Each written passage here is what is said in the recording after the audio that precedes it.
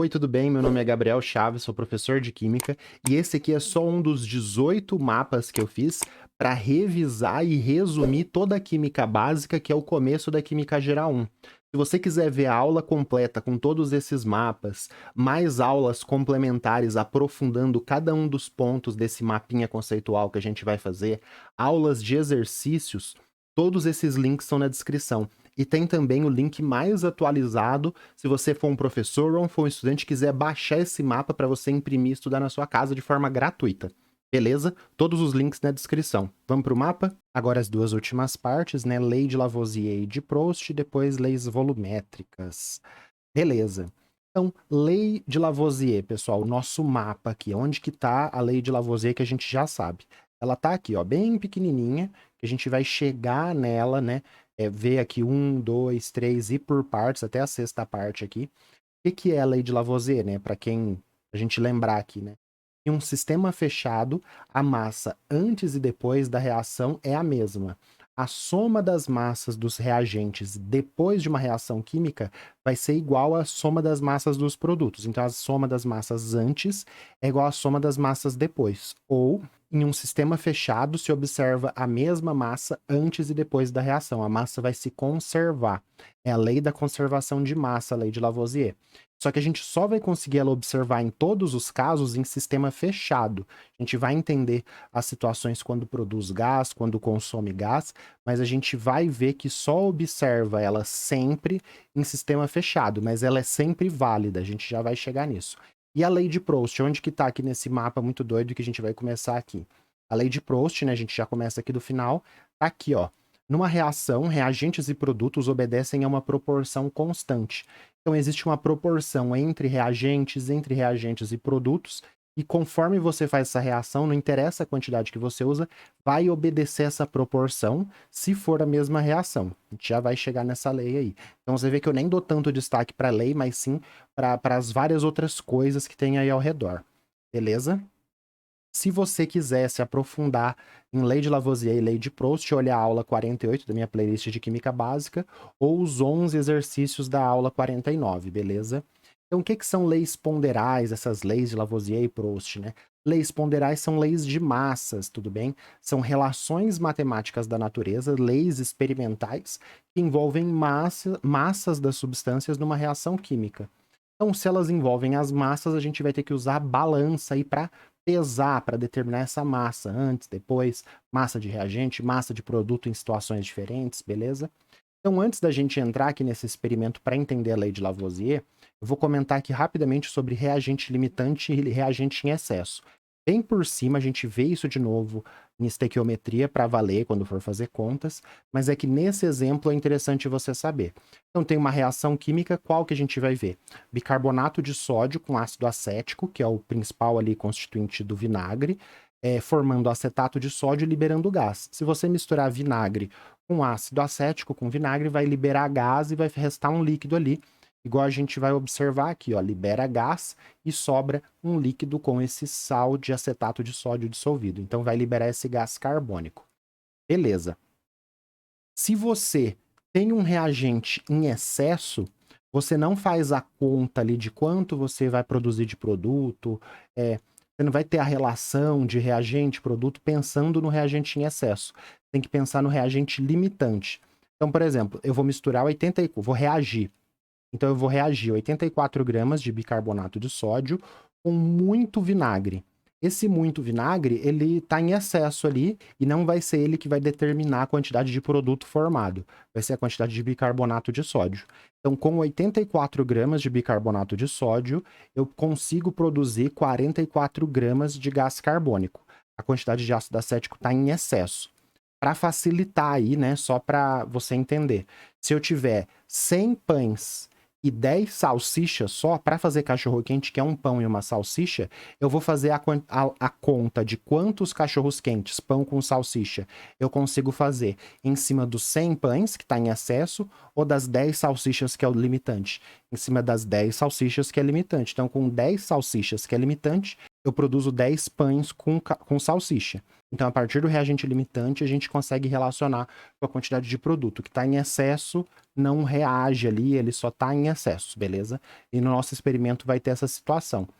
Não é para entrar muito em detalhes aqui, mas é só para você entender que a massa de bicarbonato que define a quantidade de gás carbônico produzido. Então, todo bicarbonato reage enquanto sobra vinagre. Quantidade de produtos depende do limitante, que é o bicarbonato. Beleza? Vamos para 2 aqui. Então, qual que vai ser nosso experimento? Pega um Erlen... Aqui são 4 situações diferentes da mesma vidraria. Então, tem um Erlenmeyer com tubo de ensaio com vinagre aqui em excesso e uma rolha. Eu vou adicionar vinagre, desculpa, eu vou adicionar bicarbonato no fundo desse Erlenmeyer e fechar a rolha. Aí eu viro isso daqui para esse líquido sair do tubo de ensaio e entrar em contato com o bicarbonato. Aí vai ter aquela efervescência, né? Liberação de bolhas, fazendo tsh, aquele barulhinho. Vai ter a liberação de bolhas, vai formar os produtos aqui dentro do sistema fechado com rolha. Aí eu tiro a rolha e vou ter o sistema aberto. Então eu pego, tenho todos os meus reagentes aqui dentro de um sistema fechado, faço a reação dentro de um sistema fechado e depois quando eu tiro a rolha eu tenho um sistema aberto. Sistema aberto permite a entrada e saída de massa, beleza? Sistema fechado não entra e nem sai massa. E a gente vai fazer isso pesando ao decorrer de todo o processo. Então vamos lá. Coloquei a vidraria, o Erlenmeyer, o tubo de ensaio, o vinagre e a rolha em cima da balança e apertei o tara. Então a massa do vinagre e vidrarias é zerada, ela é tarada, essa é a palavra, tarada, eu sei, é estranho. E aí quando tara, aparece um 0 na balança. Aí eu coloco 8,4 grama de bicarbonato. Coloquei 8,4 grama de bicarbonato, só a massa do bicarbonato que eu adicionei ali que vai ser pesada além da tara. Todo o resto foi descontado. Aí eu fecho a tampa. Ou seja, adicionei 8,4 gramas de bicarbonato. Essa é a massa inicial dos meus reagentes. Então, qual que é a soma das massas dos reagentes? 8,4 gramas. Pego, agito esse tubo de ensaio, viro ele de ponta cabeça para o vinagre sair do tubo e reagir com o bicarbonato. Ocorre a reação química. Ocorreu a reação química ali dentro, liberou bolhas, fez a efervescência e eu coloco na balança de novo, com a rolha, tudo fechadinho. E eu vejo que a massa se conservou. Eu tinha 8,4 na massa dos reagentes e agora a soma das massas dos produtos continua 8,4. Então, qual que é a lei de Lavoisier? Aqui em sistema fechado, hein? Em sistema fechado, se observa a massa de antes é a mesma massa antes e depois da reação. A soma das massas dos reagentes é igual à soma das massas dos produtos. Só que aí já terminou a reação. Eu vou tirar a tampa e vou colocar a tampa aqui do lado. Vou pesar tudo. Quando eu tirar a tampa, a massa vai estar de 4 gramas. Então, quando eu tirar a tampa e o sistema ficar aberto, o que aconteceu? A massa ali da balança diminuiu para 4. Então, ao abrir o sistema, sai e varia a massa. Então, em sistema aberto, se eu tivesse feito essa reação aqui em sistema aberto, daqui direto para cá, eu ia observar um ΔM. Isso aqui é que eu estou usando para facilitar no meu resumo. Eu ia observar um ΔM e observar uma variação de massa de menos 4,4 grama. Uma variação de massa negativa. Ah, então aqui não se observou a lei da conservação de massa, perdeu massa. A massa dos reagentes foi diferente das massas dos produtos? Não. A lei de Lavoisier sempre é válida, sempre. A soma das massas dos reagentes é igual à soma das massas dos produtos. Mas eu só observo sempre em sistema fechado, porque nessa reação ela é um tipo de reação.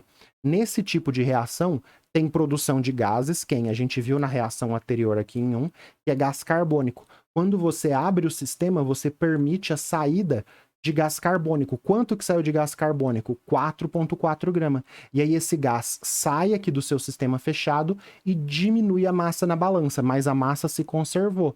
Só que você não observou isso porque o sistema está aberto, essa massa saiu e mudou a massa da balança. Beleza. Então, importante, a lei da conservação de massas, a lei de Lavoisier, nunca é violada. Ela é sempre válida. Só que às vezes você não consegue observar ela. Em quais situações? Quando tem produção ou consumo de gases. Então vamos ver aqui, ó, tabela, variação de massa observada, essa variação de massa é o ΔM, observada em diferentes tipos de reações. Então, tipo de reação, reação com produção de gases, que foi a reação que a gente viu agora. Reação com consumo de gases e reação sem gases envolvidos. Teria que ter um quarto aqui, mas seria muito complexo, eu não vou colocar, que é reação que consome gás e produz gás. Aí você tem que fazer contas, e seriam exercícios bem difíceis mesmo. Então, só produz gás, só consome gás ou não tem gás envolvido. A gente viu essa reação aqui do bicarbonato de sódio com vinagre, ó. Um reagente sólido, o bicarbonato, em um reagente aquoso, o ácido acético, formando um sal aquoso, água líquida e gás carbônico. Aí, o que vai ser a variação de massa observada em sistema fechado e em sistema aberto? A gente viu ali que a massa de 8,4 grama continua igual em cima da balança. Então, em sistema fechado, eu observo a variação de massa.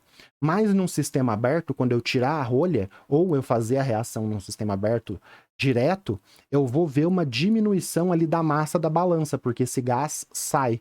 Então, eu vou ter um ΔM menor do que zero, em reações com produção de gás. Isso significa que violou a lei de Lavoisier? Não. Você só não conseguiu observar. Vamos ver outros dois casos aqui. Uma reação com consumo de gás. Eu pego a palha de aço, eu mostro isso na aula com mais detalhes, com mais calma. Eu pego a palha de aço, coloco dentro do Erlenmeyer e coloco alguma pilha, alguma bateria longe dela. Quando eu agitar aquele Erlenmeyer fechado e a pilha entrar em contato com a palha de aço, vai começar a queimar a palha de aço. Então, a queima da palha de aço é ferro sólido, a lã de aço que a gente usa para limpar panelas, consumindo gás oxigênio que está ali dentro do sistema fechado, formando óxidos de ferro. Aqui eu coloquei o óxido de ferro 2, mas pode formar óxido de ferro 2, pode formar óxido de ferro 3. Esse aqui acho que é o mais fácil de entender e o que forma em maior quantidade, eu acho. Então, o que acontece? Se você queimar a palha de aço, é uma reação que consome gás. Se você fizer isso dentro de um sistema fechado, qual que vai ser a variação de massa? Zero. Observe que aqui a gente nem viu o terceiro caso, mas a variação de massa em sistema fechado sempre é zero, porque não tem entrada e nem saída de massa. A massa se conserva. A soma das massas dos reagentes é igual à soma das massas dos produtos. Beleza. Então, ΔM igual a zero. Agora, quando eu abrir a rolha, dentro daquele Erlenmeyer que eu fiz a reação da palha de aço reagindo com o gás oxigênio, tá faltando oxigênio, porque eu consumi. Quando eu abrir a tampa, vai entrar gás agora. Então, em reações que tem consumo de gás, a massa final vai ser maior. Então, se eu tivesse, por exemplo, 56 gramas de ferro ali, de palha de aço, quando eu abrisse a tampa do meu Erlenmeyer, em vez de ter 56, eu ia observar 76, 80 e observar uma massa maior, devido à formação desses óxidos de ferro. Consome gás, oxigênio, lá dentro falta. Quando você abre o sistema, o ar de fora vem e ele pesa ali, faz peso na balança, e aí você vai ver um aumento de massa. Isso violou a lei da conservação de massa? Não, porque entrou ar quando você entrou gás, oxigênio, para compensar aquele consumo quando você abriu o sistema. E reação sem gases formados? Essa daqui você consegue observar a lei de Lavoisier tanto em sistema aberto quanto sistema fechado. Então, por exemplo, a precipitação do iodeto de chumbo 2. Aqui você tem reagentes aquosos formando um sólido e outro reagente aquoso. Veja que os reagentes não são gasosos, nem os produtos são gasosos. Eu tenho 2 tubinhos de ensaio dentro do meu Erlenmeyer, fecho a rolha, misturei, fiz a reação química, vai formar um sólido. Formou o sólido e ainda sobra um líquido ali de nitrato de potássio, forma esse sólido de iodeto de chumbo 2. Peso, vejo a variação de massa, ΔM igual a zero, porque em sistema fechado, estava aqui a gente viu na parte 2, a massa não vai mudar. Sistema fechado, a massa não vai variar. Mas quando eu abrir a tampa do sistema, quando eu tiver o sistema aberto, como a reação não produziu e nem consumiu gases, a quantidade de gás ali dentro do Erlenmeyer continua a mesma e eu observo a massa se conservar mesmo em sistema aberto. Então, eu só vou observar a massa se conservar em sistema aberto se a reação não tiver gases envolvidos. Beleza? Essa foi a lei de Lavoisier. A gente observa ela em sistemas fechados, sempre, e em sistema aberto, se tiver gases produzidos vai diminuir massa, porque esse gás sai, e se tiver gás consumido, a massa aumenta, porque vai ter entrada de gases ali. Beleza. Lei de Proust agora no nosso resuminho aqui, e depois a explicação dessas duas leis por Dalton e mais uma coisinha importante da lei de Lavoisier. Então, de 3, agora a gente vai para 4. Em uma reação, na reação, reagentes e produtos obedecem a uma proporção constante.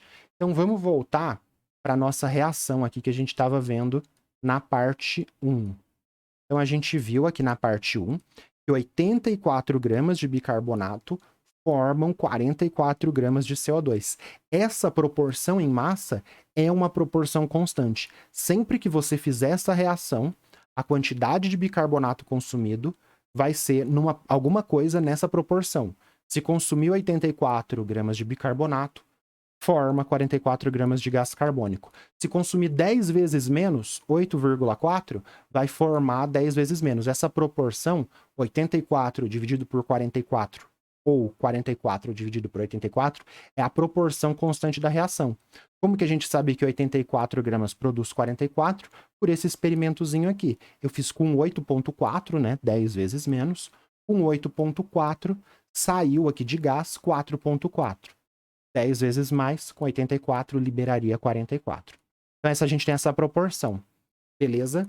E aí, com essa proporção, dá para a gente fazer cálculos. A lei de Proust permite a gente começar os cálculos estequiométricos, os cálculos químicos aí. Então, qual a massa de gás carbônico produzido se eu tiver 168 gramas de bicarbonato de sódio e excesso de vinagre? Eu posso usar essa proporção definida, essa proporção constante, entre o reagente e o produto e fazer a conta. Então aqui eu já estou ensinando por análise dimensional, que é como eu resolvo estequiometria, não é por regra de 3, é por análise dimensional, que é usando esses fatores aqui. Se você montar a regra de 3, você chega na mesma coisa. Mas assim é legal porque esse fator é uma proporção constante, é uma proporção ali entre o reagente e o produto ou entre os próprios reagentes. Então, eu sei que 84 gramas produz 44 gramas de gás carbônico, corto grama de bicarbonato, vai sobrar grama de gás carbônico no final. Essa divisão aqui dá um número que eu não preciso fazer a conta, 168 dividido por 84 é 2, 2 vezes 44, 88. Então, com essa proporção, eu consigo fazer previsões, e com previsão de quanto que eu vou produzir de produtos, com previsão de quanto que eu vou consumir de reagentes, eu vou para estequiometria, que é a parte seguinte aí de química geral, que para mim, né, eu ensino química básica, termino aqui com as leis de massa, leis ponderais e leis volumétricas, e aí entro em estequiometria, que vai ser toda uma outra playlist. E aí o pessoal tem dificuldade em estequiometria, eu vou fazer uma playlist para isso daí. Beleza. Então a gente viu aqui fazendo essas contas. Vamos ter uma visão gráfica agora dessa lei de Proust. Então, na reação, reagentes e produtos obedecem a uma proporção constante. Vamos construir um gráfico da massa de gás carbônico pela massa de bicarbonato. Então, a gente conhece que 84 está para 44. Então, 84 gramas de bicarbonato está para 44 gramas de gás carbônico. A gente tem esse ponto aqui. Com 42, vai produzir 22. Com 126, vai produzir 66. Com 168, a gente fez a conta aqui, com 168, vai produzir 88. Então, o que é essa proporção constante? É como se fosse uma semelhança de triângulos. Então, por que eu consigo prever quanto que vai ser formado em uma determinada condição se eu conheço outra condição? Então, se eu conheço a condição do triângulo laranja, eu vou conseguir prever a situação desse triângulo maior amarelo, porque é semelhança de triângulo. Se você fizer a visão gráfica, eu comparo, 22 está para 44, assim como X está para Y. Aí, beleza, eu vou ter que fazer uma coisa aqui com proporcional, né? Então, se eu tenho 84, quanto que vai ser Y? Sendo que eu sei que 22 está para 44. Então, eu conheço a altura, conheço a base de um triângulo, conheço a base de outro triângulo, vou descobrir a altura. Isso daqui é semelhança de triângulo. E aí, essa proporção constante, ela se converte numa reta, num gráfico, numa linha, num gráfico aqui de massa de gás carbônico por massa de bicarbonato. Você vai falar, nunca vi isso. Já apareceu na FUVEST, já apareceu em vestibulares. Você vê a lei de Proust de forma gráfica, e isso aqui te ajuda muito. Então, eu posso fazer qualquer situação, vai ser semelhanças de triângulo. Quando eu faço essa conta desse jeito, eu estou usando essa proporção conhecida. Beleza? E aí, o que que explica a massa se conservar? O que que explica existir uma proporção constante entre reagentes e produtos? Quem obteve essa explicação foi o Dalton, anos ali depois, com o modelo atômico de Dalton, que a massa se conserva, existe uma proporção de massa entre produtos e reagentes, pois os átomos se conservam numa reação química. Então vamos olhar aqui a queima do etanol. Etanol reage com gás oxigênio, forma água e CO2. A gente viu isso no mapa de combustão. Aqui, a quantidade de bolinhas vermelhas são 7 nos reagentes, a quantidade de bolinhas vermelhas são 7 nos produtos. Os átomos se conservam, então a massa se conserva. Vai existir uma proporção de massa entre reagentes e produtos. Mas atenção aqui, pessoal, muito importante isso, já caiu numa questão da Unicamp uma vez. A quantidade de matéria não se conserva. O que se conserva é a massa e a quantidade de átomos. A quantidade de átomos pode estar ali relacionado com a quantidade de matéria, mas olha essa reação aqui, ó. Vamos voltar para ela. Perdão. Vamos voltar aqui para ela. Aqui eu tenho 1, 2, 3, 4 moléculas nos reagentes. Então, 1, 2, 3, 4 moléculas no reagente. E vai ter uma massa isso daqui. Os produtos vai ter a mesma massa dos reagentes. Só que a quantidade de moléculas dos produtos nem sempre, na maioria das vezes, não é igual à quantidade de moléculas nos reagentes. Então, eu tenho 4 moléculas nos reagentes e 5 moléculas nos produtos. Isso daqui mostra que a quantidade de átomos de bolinhas aqui, né, que é a representação para o átomo, a quantidade de átomos vai se conservar. Mas a quantidade de matéria a gente não fala que se conserva, porque aqui eu tenho 4, eu posso ter 4 mols, né, que a gente vai entender melhor na parte de cálculos químicos, que vem antes de estequiometria, mas eu teria 1 mol de etanol, 3 mols de gás oxigênio, formando 3 mols de água e 2 mols de gás carbônico. Então eu tenho no início 4 mols, porque eu tenho 4 moléculas, e nos produtos eu tenho 5 mols. Então eu tinha 4 mols e produziu 5. Aí você vai falar, como que pode 4 virar 5? Isso não existe. Gente, ó, uma coisa virou 2. É a mesma coisa. É rearranjo. A caneta e a tampa que existe. Só que antes elas estavam unidas, eu tenho 1. Então, quantidade, entre aspas, aí na nossa analogia, de matéria antes, 1. Quantidade de matéria final, 2. Massa no início é X. Massa no final, massa dos produtos, X também. Então, a massa se conserva, mas a quantidade de matéria não. Beleza? Então, com a caneta dá para entender isso, né? Como que uma coisa vira 2. Se você tira a tampa da caneta, uma coisa vira 2. O pessoal falava isso, os alunos falavam, nossa, como que 4 vira 5? Você pega um carro, tira as 4 rodas dele. Vira o carroceria mais 4 rodas. Então, o carro virou 5 coisas. A carroceria mais 4 rodas. Entendeu? Então, beleza. Aqui está o nosso mapa, o nosso resumo de lei de Lavoisier e lei de Proust. Qualquer coisa, dê uma olhada na aula 48 e 49.